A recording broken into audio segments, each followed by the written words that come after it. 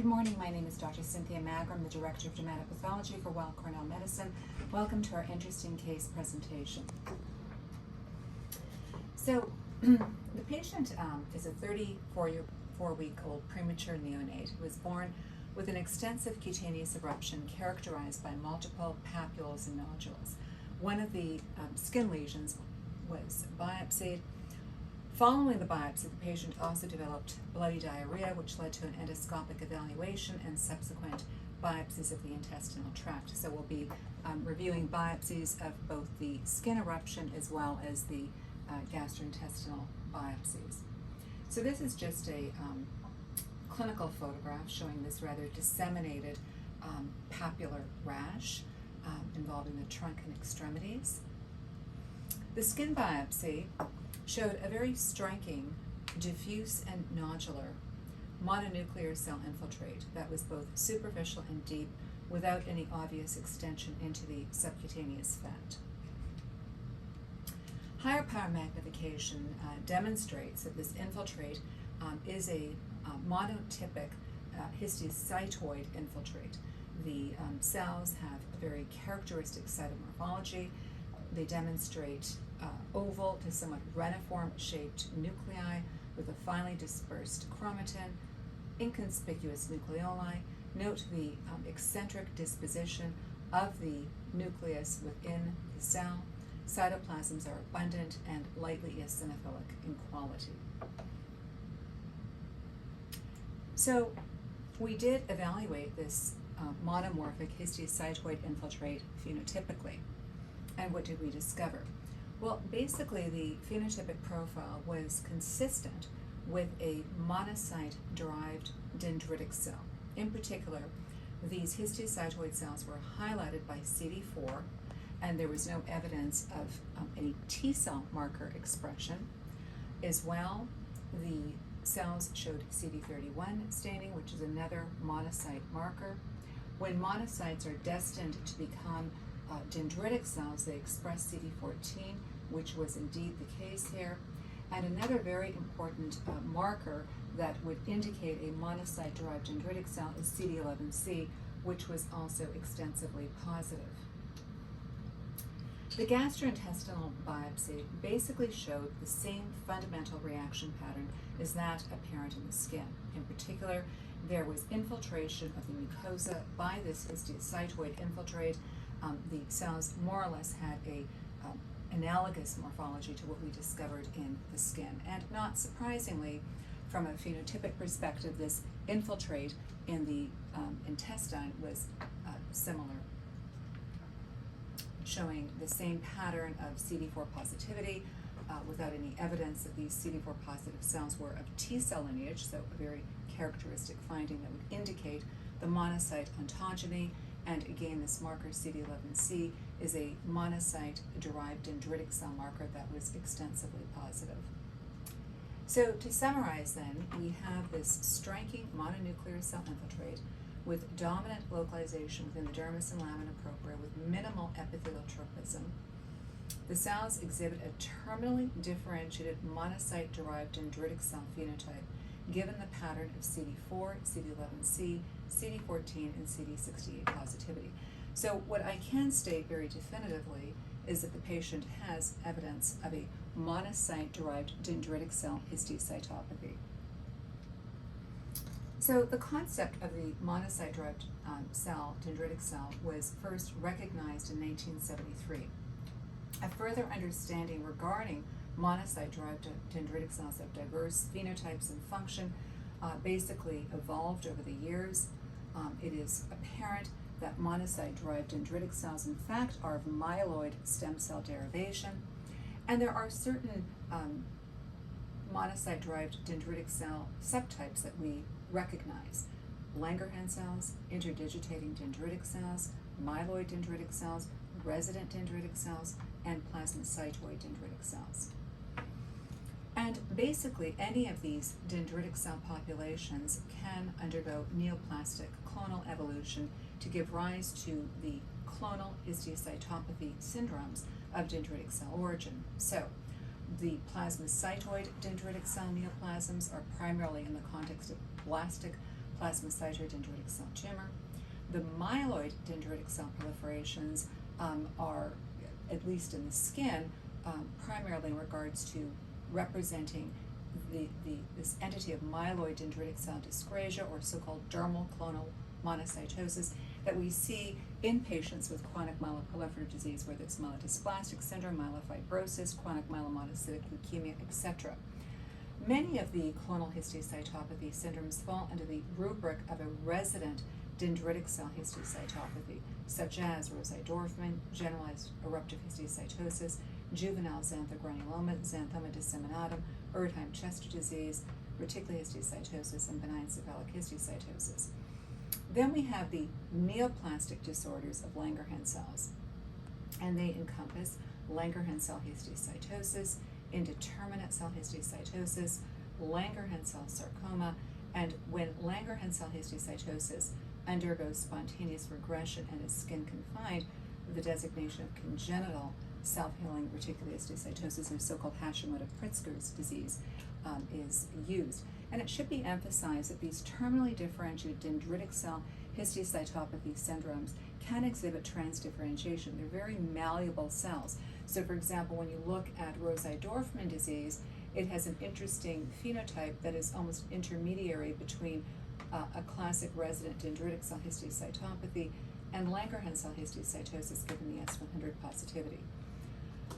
So, how we then make a further determination in our case of this monocyte-derived dendritic cell histiocytopathy in terms of the exact subtype is we have to do additional phenotypic studies, because these various monocyte-derived dendritic cells have a very characteristic phenotype. For example, the resident dendritic cell histiocytopathy syndromes are factor 13A positive. So in this case, the cells were extensively positive for S100. The Langerhans stain, which is a transmembrane protein that is part of the Burback granule complex, was minimally positive. So the majority of the cells, in fact, did not show Langerhans positivity. There was extensive immunoreactivity for another transmembrane protein, CD1A, which is involved in antigen processing. And within the gastrointestinal tract, the infiltrate showed essentially the same phenotypic profile as what we discovered in the skin. So the cells were S100 positive, CD1A positive, and in terms of the Langerhans positivity, most of the cells were negative, but there were clearly neoplastic cells that were Langerhans positive. So from a cytology perspective, I think the cells that I showed you were most reminiscent of a Langerhans cell. Typical markers, in fact, supportive of a Langerhans cell phenotype include the CD4, S100, and CD1A positivity. But the majority of these cells that resembled Langerhans cells, in fact, were Langerhans negative, although there was clearly a minor population of cells that did express Langerhans. So I think that one is fundamentally dealing with Langerhans cell histiocytosis. We do have a basic classification. First of all, we have generalized Langerhans cell histiocytosis that can be divided into high risk and low risk, including the self-healing variant, which I told you earlier was congenital self-healing reticular histiocytosis, or so-called Hashimoto-Pritzker's disease. We have multifocal Langerhans cell histiocytosis. The older designation was Hand-Schiller-Christian disease, typically presenting with multifocal CNS bone involvement. The unilesional variant, the older designation was eosinophilic granuloma that can occur at various sites. And then finally is this indeterminate cell histiocytosis, which I'll talk about in greater detail. So the neoplastic cell of origin in Langerhans cell histiocytosis, excluding indeterminate cell histiocytosis, so excluding, is what? It's a cell that exhibits high levels of Langerhans, which is part of that Burback granule complex. The CD1A antigen, which is involved in antigen processing, they demonstrate a lack of migration to draining lymph nodes, all of which are indicative of an early, naive, but fully evolved Langerhans cell phenotype prior to antigen exposure. And this is an ultrastructural picture of a Langerhans cell. Note the eccentrically disposed reniform nucleus, and very characteristic are the Burback granules within the cytoplasms. And the Burback granules represent an intracytoplasmic organelle where the structure has either a rod shape or a tennis racket shape. There is a central area of linear density and cross striations. And the Burback granule, which does have a surface component, is involved in processing antigen, and which then is presented to T cells to lead to the adaptive type 4 immune response. Now, as it turns out, the cell of origin, when you consider Langerhans cell histiocytosis, is not really the intraepidermal Langerhans cell, but it's actually of marrow origin. Now, the concept that Langerhans cell histiocytosis arises from epidermal Langerhans cells, which we now know is not right, was first proposed by the Lionmark observation by Nezelov et al. But the histiocytes in Langerhans cell histiocytosis contain Burback granules, and of course those Langerhans cells that were described by Nezelov in 1961 resided in the epidermis, and so the assumption was that Langerhans cell histiocytosis is a neoplastic process. Perhaps it's derived from those intraepidermal Langerhans cells as first recognized by Dr. Nezelov. Now, subsequently, we discovered that that there is this cell surface transmembrane molecule, Langerin, or CD207, that is associated with Burback granules involved in antigen processing, and it is identified both in normal Langerhans cells that reside in the epidermis, but also the pathological Langerhans cells in Langerhans cell histiocytosis. So everything was looking as though Langerhans cell histiocytosis, in fact, is of epidermal origin, but as it turns out, specific gene expression experiments and studies have really shown that the neoplastic Langerhans cell of Langerhans cell histiocytosis is more likely derived from marrow dendritic cell precursors as opposed to being derived from epidermal Langerhans cells. So the Langerhans cell phenotype, if you will, and function basically is evolutionary. So we do have the precursor cell that originates in the marrow. So again, Langerhans cell histiocytosis is ultimately a disease of myeloid stem cells. So they originate in the marrow. They then migrate into select sites, specifically the skin and mucosal sites. And when they migrate early on, these cells do not express Langerin. They actually do not have Burback granules. Once the cell actually migrates into either the epithelium of the mucosa or the epidermis, then those Langerhans cells that reside in the epithelium do become Langerin positive. They actually do start expressing Burback granules. Once they're in the epithelium, whether it's the epidermis or the mucosal epithelium, and they are confronted with antigen and antigen processing occurs, those cells then leave the epithelium and migrate to the draining lymph node, presenting the antigen to T cells to elicit the adaptive type 4 immune response. And those mature Langerhans cells that actually leave the skin and leave the mucosa then stop expressing Langerin, and Burback granules are no longer discernible ultrastructurally.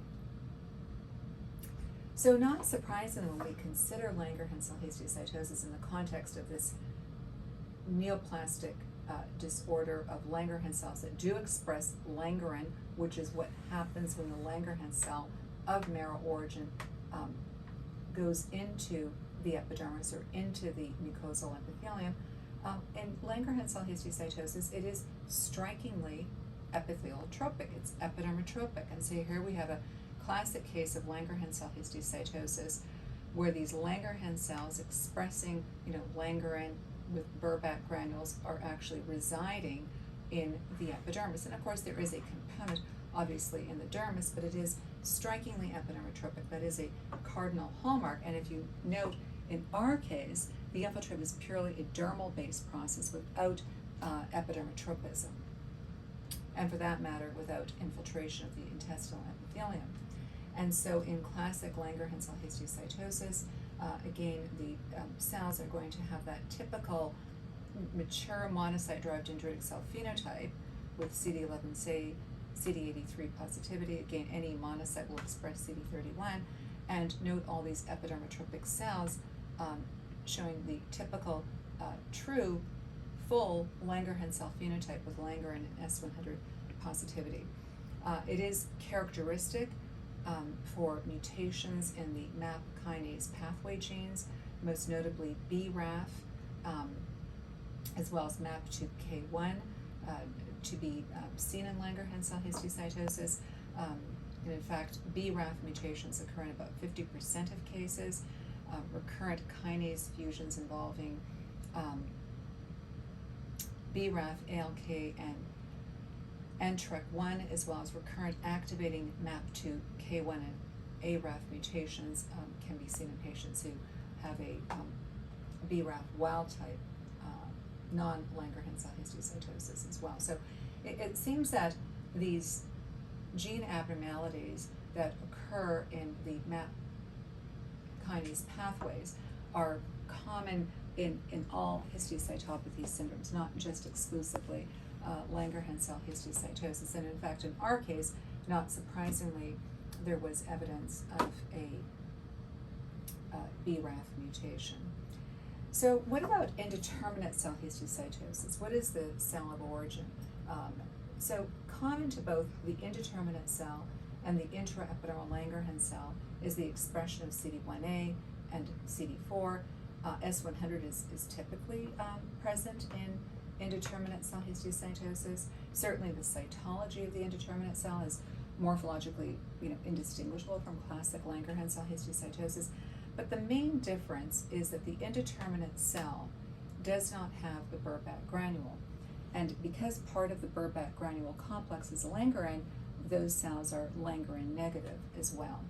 And also, not surprisingly, knowing that the Langerhans cell that is in the epidermis, that does reside in the intestinal epithelium, does express the Burback granule and is Langerhans positive, in indeterminate cell histiocytosis, which is that Langerhans cell histiocytosis where there are no Burback granules, the infiltrate is primarily within the dermis, and in the intestinal tract in this patient was within the mucosa without actual epithelial involvement.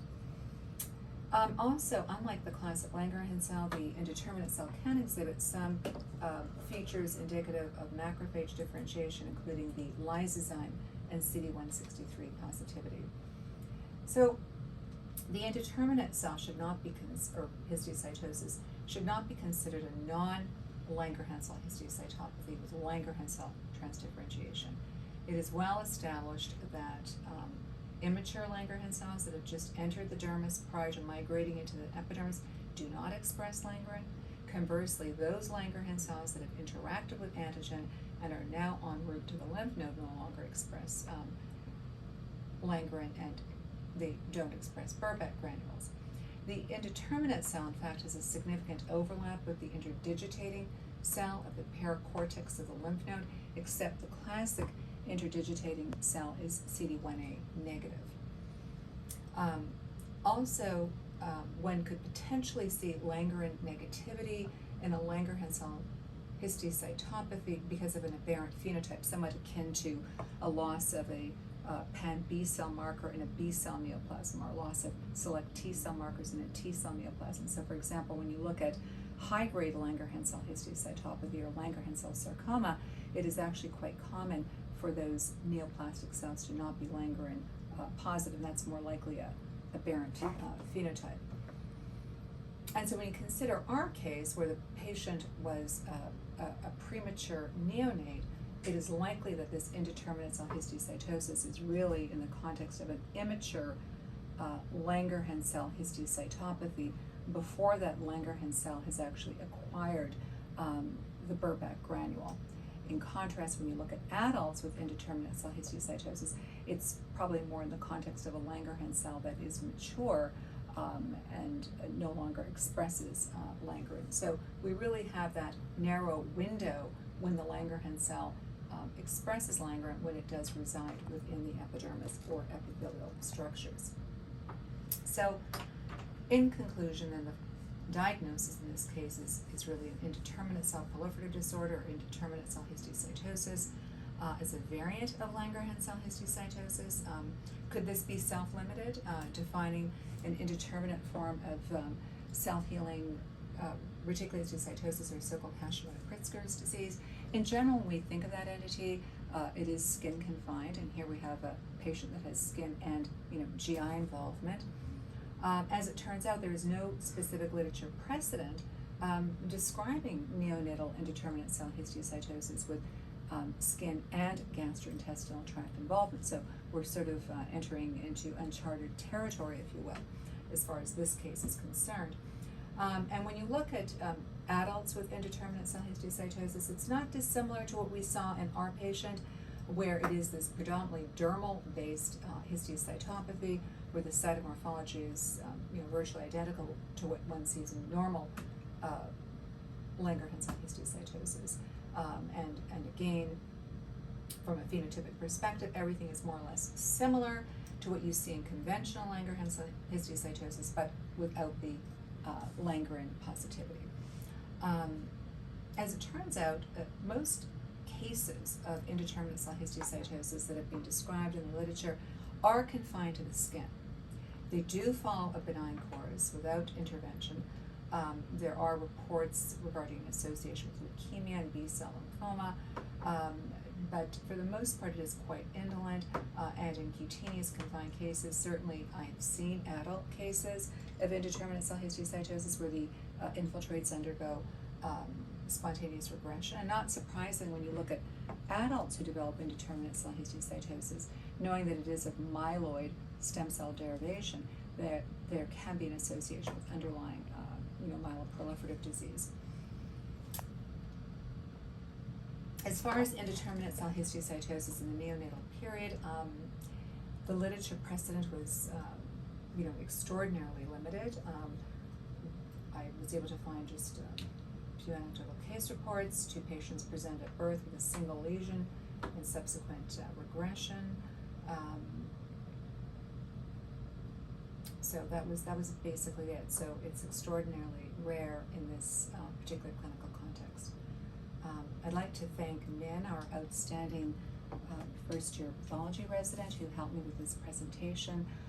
And as you know, this presentation is available to all of you for downloading and utilization for either self-study or for your own academic presentations to educate others.